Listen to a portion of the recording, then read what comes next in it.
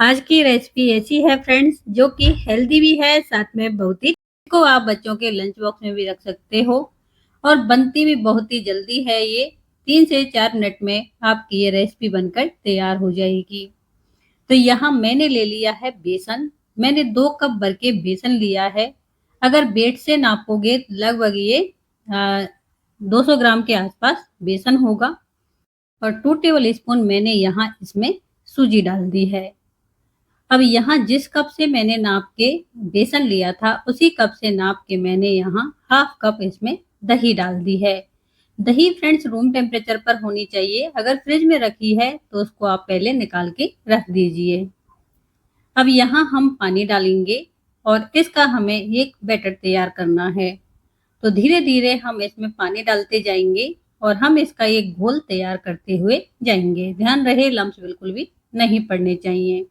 तो ये देखिए इस तरह का हमने ये बैटर है ये तैयार कर लिया है। कंसिस्टेंसी आप लोग देख ही पा रहे होंगे, इस तरह की इसकी कंसिस्टेंसी होनी चाहिए। अगर आप वैसे मैं आपको बताऊं ना तो जैसे हम बोंडा बनाते हैं ना, बस ऐसी ही इसकी कंसिस्टेंसी चाहिए होगी। अब यहाँ मैं डाल रही हूँ थोड़ा सा हल्दी पाउडर। ये टोटली ऑप्शनल है, अगर आप चाहो तो डाल सकते हो, नहीं तो आप इसको स्किप भी कर सकते हो। बस कलर के लिए मैं इसमें डाल रही हूँ। 1 टेबल स्पून मैंने यहाँ रेड चिली फ्लेक्स डाल दिया है। अगर ये नहीं है तो आप इसकी जगह पर लाल मिर्ची पाउडर भी ऐड कर सकते हो। 1/4 टेबल स्पून मैंने यहाँ हींग डाल दी है और स्वाद अनुसार हमने इसमें नमक डाल दिया है। अब यहाँ मैं ले रही हूँ मैगी मसाला का 1 पाउच। आपको जो भी फ्लेवर पसंद हो आप वो ले सकते हो, और अगर आपको इनमें से कोई भी फ्लेवर पसंद नहीं है तो थोड़ा सा धनिया पाउडर डालकर, चाट मसाला डालकर आप इस रेसिपी को तैयार कर सकते हो। तो जैसे भी आपके बच्चों को पसंद हो, आपको पसंद हो, तो मसाले में थोड़ा सा आप चेंजेस कर सकते हो। अब ये देखिए हमें इसको अच्छे से मिला लेना है। तो ये देखिए ये मैंने अच्छे से मिला लिया है। अब यहाँ मैंने 2 ऑनियन ली थी जिनको मैंने बारीक कट कर लिया था।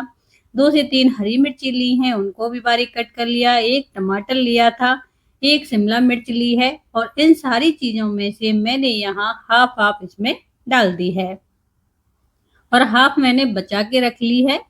तो मैं आगे बताऊंगी रेसिपी में आपको कहाँ उसको यूज करना है। वीडियो फ्रेंड्स पूरा देखिएगा तभी आपको समझ में आएगा। तो ये देखिए अब यहाँ मैंने ले लिया है ये कच्चा आलू और देख रहे होंगे इसके मैंने जैसे पनीर के पीसेज होते हैं ना, कुछ ऐसे मैंने छोटे छोटे इसके पीसेज कट किए हैं। अब यहाँ हमने ऑयल ले लिया है और ऑयल को हमें कर लेना है गरम। तो ये देखिए ऑयल गरम हो गया है और जो हमने आलू पानी में भिगो कर रखे थे ना, उनको आपको कोई टॉवल या फिर टिश्यू पेपर पर डाल लेना है, जिससे कि उसमें पानी की मात्रा ज्यादा ना रहे और जब हम ऑयल में डालें तो छींटे कम पड़े। अब ये देखिए यहाँ मैंने सारे आलू हैं वो इसमें डाल दिए हैं। अब हमें इनको फ्राई कर लेना है। अब फ्रेंड्स हमें क्या है ना, इनका कलर ज्यादा चेंज नहीं करना है, हल्का सा ही चेंज करना होगा। अब यहाँ मैं इसमें थोड़ा सा नमक ऐड करूंगी, जिससे कि ये आलू हैं अंदर से फीके ना लगे। तो चलिए अब यहाँ मैं इनको फ्राई कर लेती हूँ। अब ये देखिए फ्रेंड्स ये फ्राई हो चुके हैं और कलर आप लोग देख रहे होंगे। हमें इनका कलर है वो पूरी तरह से चेंज नहीं करना है, हल्का सा येलो सा कलर आ जाए, बस उसी स्टेज पर हमें इनको बंद कर देना है। और इसको फ्रेंड्स आप मीडियम टू स्लो फ्लेम पर पकाओगे ना तो कलर बिल्कुल भी नहीं आएगा इसमें और ये पक भी जाएंगे। अब ये देखिए मैंने आपको काट के भी दिखाया है, अच्छे से ये पक चुके हैं। चलिए अब यहाँ हमें इनको निकाल लेना है। तो ये देखिए यहाँ मैंने इनको निकाल लिया है। अब इधर हमने वो बैटर ले लिया है और इसमें मैंने 1 टेबल स्पून बेकिंग पाउडर डाल दिया है। अब यहाँ ये एक तो मुझे बैटर है वो थोड़ा सा थिक लग रहा है क्योंकि हमने इसको रेस्ट पर रखा था और बेसन और सूजी है वो दोनों फूलते हैं। तो इस वजह से यहाँ मैंने 4 से 5 टेबल स्पून के आसपास इसमें पानी ऐड कर दिया है। ज़्यादा नहीं करना, बस हल्की सी मुझे थिकनेस लग रही है।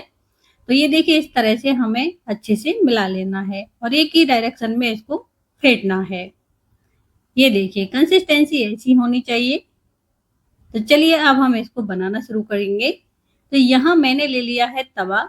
आयरन के तवे पर ही बताऊंगी आपको बनाना, आसानी से बन जाता है, बिल्कुल भी नहीं चिपकेगा। अब यहाँ आप चाहो तो ऑयल भी लगा सकते हो या फिर आप घी भी लगा सकते हो, ये आप जिसमें बनाना चाहो उस हिसाब से आप लोग देख लीजिएगा। तो यहाँ मैंने ऑयल लगा दिया है, तवा गरम हो चुका है और अब हम उस बैटर में से लेंगे और 1 चम्मच भर के इस बैटर में से इस तरह से डाल देंगे और हल्के हाथों से इस तरह से हमें फैला देना है। हमें इसको ज़्यादा मोटा नहीं बनाना है। अभी आप देख रहे होंगे ये पतला सा लग रहा है, लेकिन ये धीरे-धीरे फूलेगा। तो ये देखिए यहाँ हमें ज़्यादा पतला भी नहीं बनाना है फ्रेंड्स, लेकिन हल्का-सा जैसे हम चीला बनाते हैं ना, इस तरह से हमें इतना ही मोटाई लेनी है, ज़्यादा मोटाई नहीं लेनी है इसकी। अब यहाँ हमने जो शिमला मिर्च, ऑनियन वो बचा के रखे थे ना टमाटर वगैरह, वो सारे हम इसके ऊपर डाल देंगे। ध्यान रहे शुरू में आपको फ्लेम है वो स्लो रखनी है, नहीं तो ये ऊपर से जल्दी ड्राई हो जाएगा और फिर जो हम इसके ऊपर वेजिटेबल्स लगा रहे हैं ना, ये ठीक से इसमें सेट नहीं हो पाएंगी, फिर ये निकल के भागेंगे। अब यहाँ मैंने जो आलू फ्राई किया था वो भी मैंने डाल दिया है। अब इसके ऊपर मैं यहाँ डाल रही हूँ ऑरिगेनो। अब यहाँ मैं थोड़ा सा हरा धनिया डाल रही हूँ इसके ऊपर और बस अब हमें इसको पकने देना है। तो मैं इसको ढक दूंगी। ढककर हम इसकी फ्लेम है वो मीडियम टू स्लो रखेंगे और बीच बीच में हम इसको चेक करते रहेंगे। तो ये देखिए फ्रेंड्स, देख रहे होंगे मैंने कितना पतला बनाया था। अब ये देखिए इसकी थिकनेस देखिए, तो एकदम से ये डबल से भी ज़्यादा फूल गया है। बहुत ही स्पंजी ये नाश्ता बनकर तैयार होता है फ्रेंड्स। और पता है इसमें ज़्यादा ऑयल भी नहीं लगता है, लेस ऑयल में आपकी ये रेसिपी बनकर तैयार होगी। अब ये देखिए आप चाहो तो इसको एक ही तरफ से इसी तरह से सेक कर भी तैयार कर सकते हो, लेकिन इसको आपको थोड़ा सा स्लो फ्लेम पर ज़्यादा देर तक पकाना होगा। तो चलिए मैं इसको अभी थोड़ी देर और पकाऊंगी। साइड में मैंने थोड़ा सा ऑयल और डाल दिया है और थोड़ी देर मैं इसको और पका लूंगी, क्योंकि मैं इसे एक ही साइड से पकाऊंगी। अब हमें इसको फिर से ढक देना है। ढकने से क्या होगा, ये भाप में जल्दी से पकेगा। तो लगभग 1 आध मिनट के लिए मैं इसको और पकने दूंगी। और ये देखिए फ्रेंड्स, ये हमारा बनकर हो गया है तैयार। अच्छी से सिक गया है, बिल्कुल भी ये कच्चा नहीं रहा है। तो चलिए मैं इसको निकाल लेती हूँ। आप चाहो तो दोनों तरफ से सेक कर भी तैयार कर सकते हो। तो चलिए यहाँ मैं आगे भी मैं आपको थोड़ा सा दिखा देती हूँ। तो ये देखिए इस तरह से हमें स्प्रेड कर देना है 1 चम्मच बैटर डालकर। तो फ्रेंड्स, अगर हमारी रेसिपी आपको अच्छी लगे तो प्लीज लाइक कीजिएगा, ज्यादा से ज्यादा शेयर कीजिएगा और हाँ, कमेंट करना तो बिल्कुल ही ना भूलिएगा। कमेंट करके जरूर बताइएगा कि मेरी रेसिपी आपको कैसी लगती है, क्योंकि जब आप प्यारा सा कमेंट करते हो ना, मुझे बहुत खुशी मिलती है फ्रेंड्स। तो ये देखिए हमारी रेसिपी का फाइनल लुक और कितना जबरदस्त लग रहा है ये नाश्ता। इसके ऊपर आप लोग सॉस वगैरह या फिर ग्रीन चटनी ये डालकर खा सकते हो। बहुत ही टेस्टी लगेगा, पेट भरेगा, मन नहीं भरेगा और बच्चे तो ये समझ लो खुश हो जाएंगे। मेरे कहने पर एक बार ट्राई करके जरूर देखिएगा और बच्चों के लंच बॉक्स में रखिएगा। अगर लंच बॉक्स फिनिश ना आए ना तभी कहना। इतनी जबरदस्त बनती है, कह कह कर बनवाएंगे बच्चे।